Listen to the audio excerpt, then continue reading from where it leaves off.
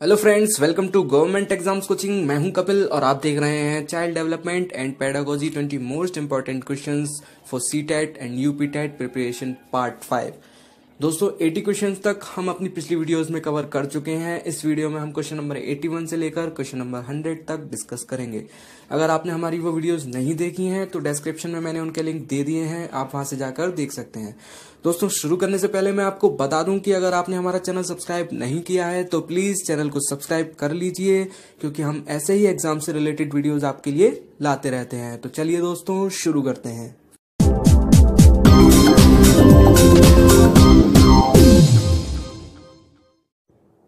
Friends, question number 81, अध्यापक को निम्न में से किसे महत्व देना चाहिए, किस चीज को इंपॉर्टेंस देनी चाहिए?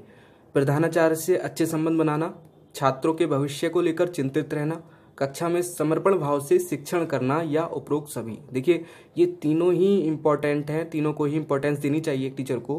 प्रिंसिपल से रिलेशन अच्छे होने चाहिए और छात्रों के भविष्य को लेकर भी चिंतित रहना चाहिए। लेकिन अगर आप कक्षा में एक अच्छी तरह से शिक्षण करेंगे तो आपके प्रिंसिपल से भी रिलेशन अच्छे होंगे और छात्रों के जो फ्यूचर की है टेंशन उसको भी आपको लेने की जरूरत नहीं पड़ेगी। तो कक्षा में समर्पण भाव से शिक्षण करना ऑप्शन जो है वो सही है।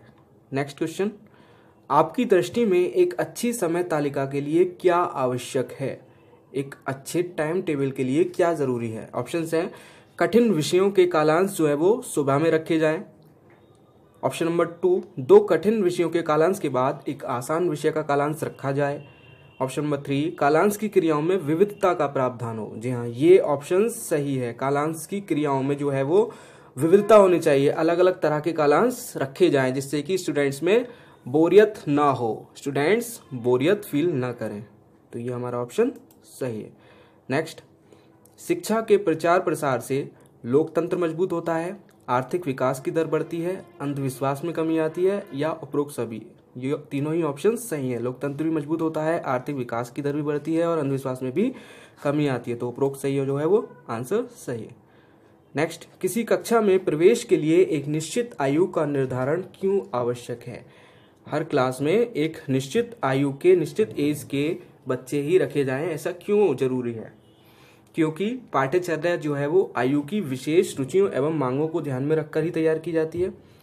जो सिलेबस है वो एज के अकॉर्डिंग तैयार किया जाता है। ऑप्शन नंबर 2, क्योंकि कक्षा में विभिन्न आयु के वर्गों के छात्रों के होने से सभी छात्रों को समायोजन में कठिनाई होती है। जी हाँ, एक ही क्लास में अगर अलग अलग एज के स्टूडेंट्स होंगे तो उनमें आपस में समायोजन करने में जो होगी वो डिफिकल्टीज होगी।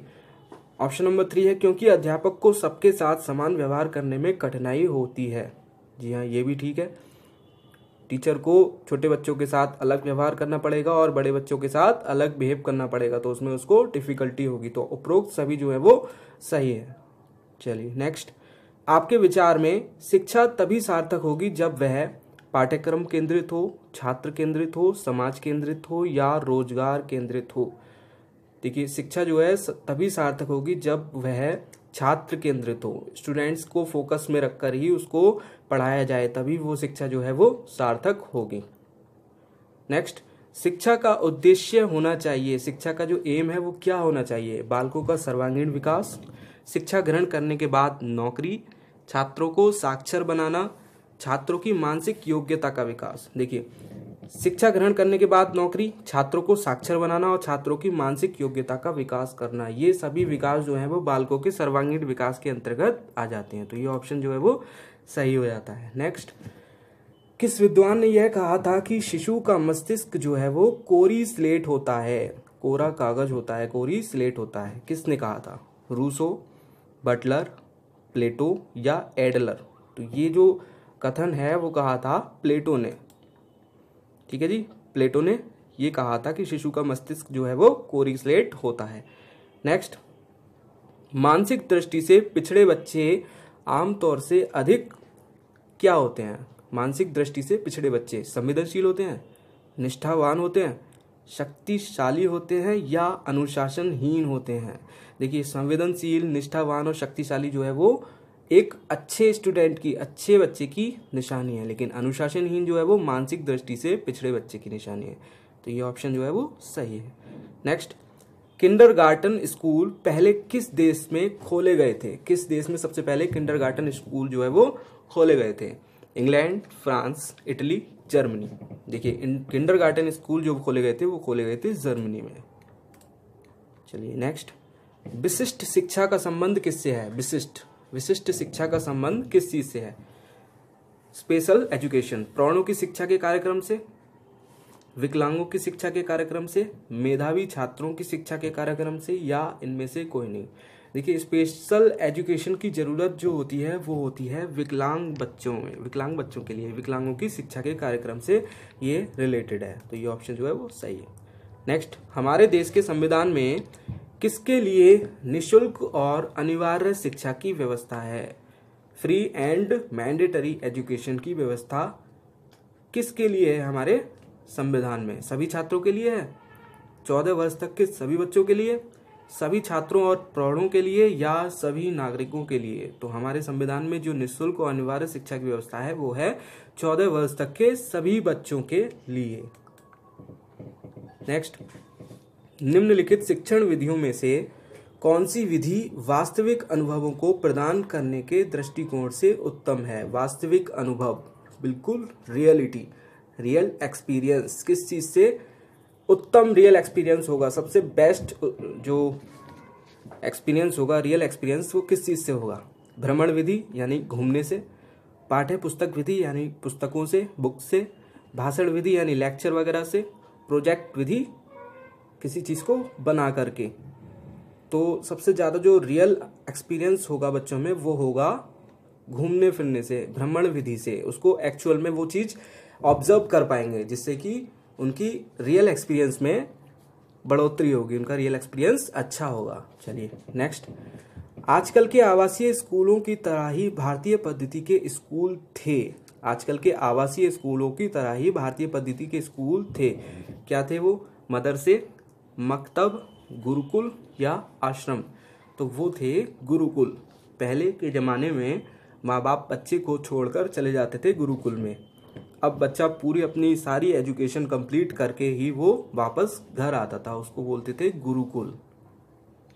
चलिए नेक्स्ट, शिक्षा के क्षेत्र में सर्वाधिक महत्वपूर्ण तत्व अभिरुचि है। यह विचार किसका था?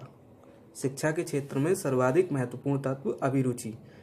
अभिरुचि मतलब इंटरेस्ट, एक्स्ट्रा इंटरेस्ट जो होता है वो शिक्षा के क्षेत्र में सर्वाधिक महत्वपूर्ण तत्व है। यह विचार किसका था? रूसो, टीपी नन, मैकडूगल या मारिया मॉन्टेसरी? तो ये था टीपी नन का, ये विचार टीपी नन का था। नेक्स्ट, 1976 से पहले शिक्षा का विषय समवर्ती सूची में था, राज्य सूची में था, संघ सूची में था या अन्य सूची में था?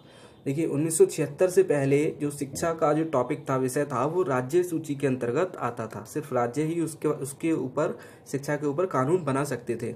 अपने अपने राज्य, अलग अलग राज्य में अपने अपने राज्य में कानून बना सकते थे।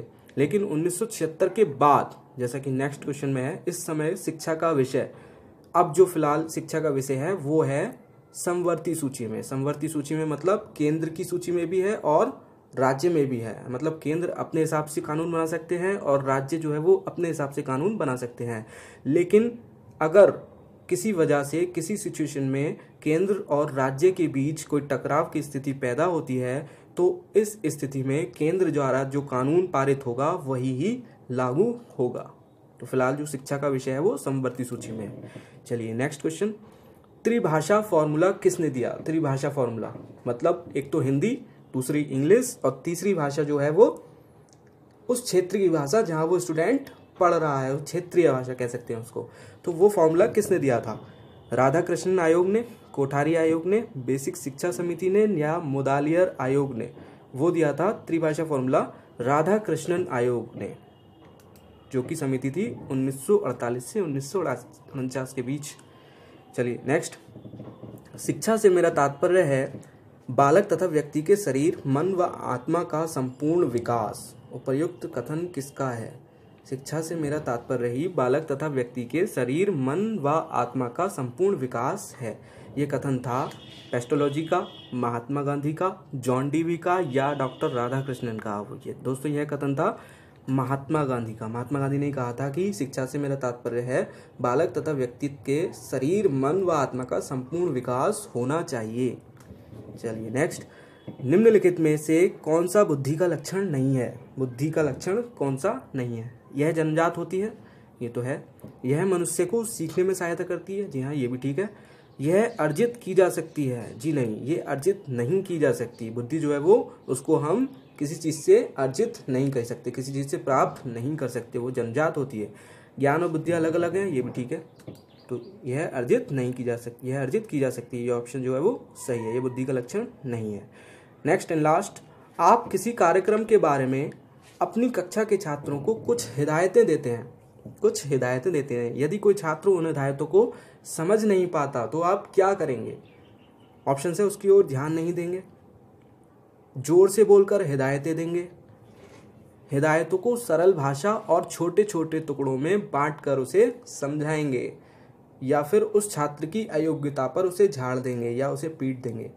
तो ऑप्शन नंबर 3 जो है वो सही है। हिदायतों को सरल भाषा और छोटे छोटे टुकड़ों में बांटकर उसे हम समझाएंगे। अगर उसकी समझ में नहीं आ रहा है तो उसको इजी लैंग्वेज में और छोटे छोटे टुकड़ों में बांटकर उसको समझाएंगे।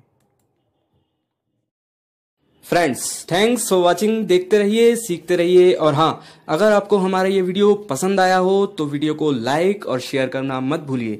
चैनल को सब्सक्राइब तो कर ही डालिए, क्योंकि जल्द ही हम आपके लिए गवर्नमेंट एग्जाम से रिलेटेड हर टॉपिक पर वीडियोस की एक सीरीज लाने जा रहे हैं, जिससे आप घर बैठे किसी भी गवर्नमेंट एग्जाम्स की प्रिपरेशन अपने मन मुताबिक कर पाएंगे। मिलते हैं आपसे नेक्स्ट वीडियो में। Good bye.